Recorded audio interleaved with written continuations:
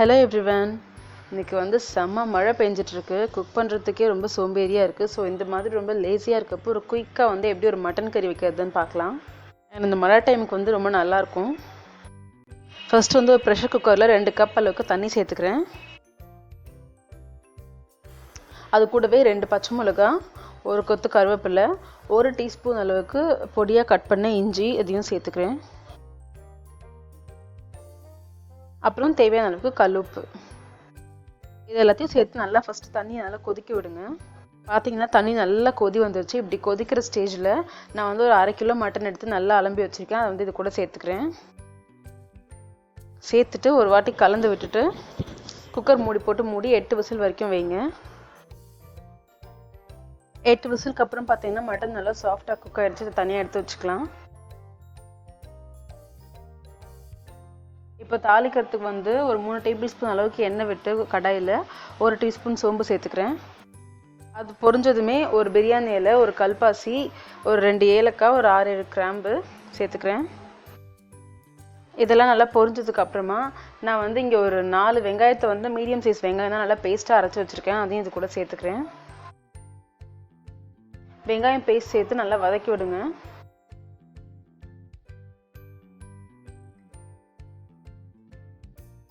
வெங்காயம் பேஸ்ட் சேர்த்து கொஞ்சம் நேரம் வதங்கினதுக்கு அப்புறமா ஒரு கொத்த கருவேப்பிலை சேர்த்துக்கிறேன்.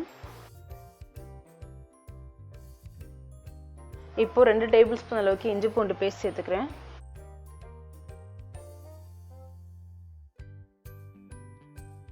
ஸோ பச்சை வாசனை போனதுக்கு அப்புறமா நான் வந்து ஒரு 2 தக்காளி வந்து நல்லா அரைச்சி வச்சிருக்கேன். இந்த மாதிரி அதையும் சேர்த்துக்கலாம்.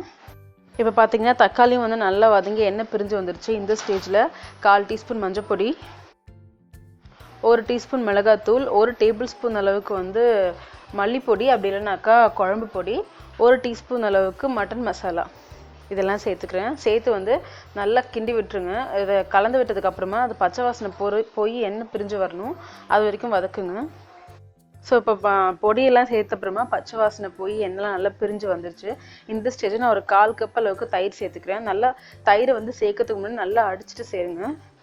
தயிர் சேர்த்து மிக்ஸ் பண்ணதுக்கு அப்புறமா அதோட தயிரும் சேர்த்து மொத்தமாக எல்லாத்தோட பச்சை வாசனையும் போய் உங்களுக்கு வந்து இந்த மாதிரி கொதிக்க ஆரம்பிக்கணும், திக்காகி. அந்த ஸ்டேஜில் நம்ம வேக வச்சு வச்சுருக்க மட்டனை மட்டும் சேருங்க. மட்டன் வேக வச்சு தண்ணியை சேர்க்காதீங்க.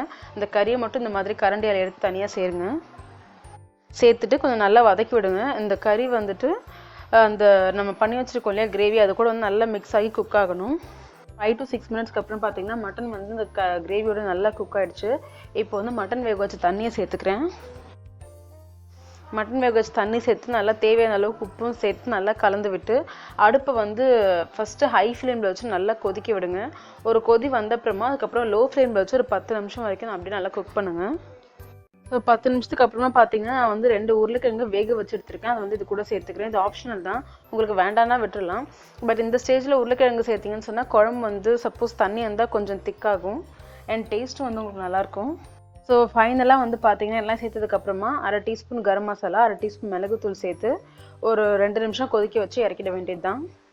ஸோ மழை நேரத்துக்கு ஏற்ற மாதிரி ரொம்ப டேஸ்டான சூப்பரான ஒரு மட்டன் கறி ரெடி.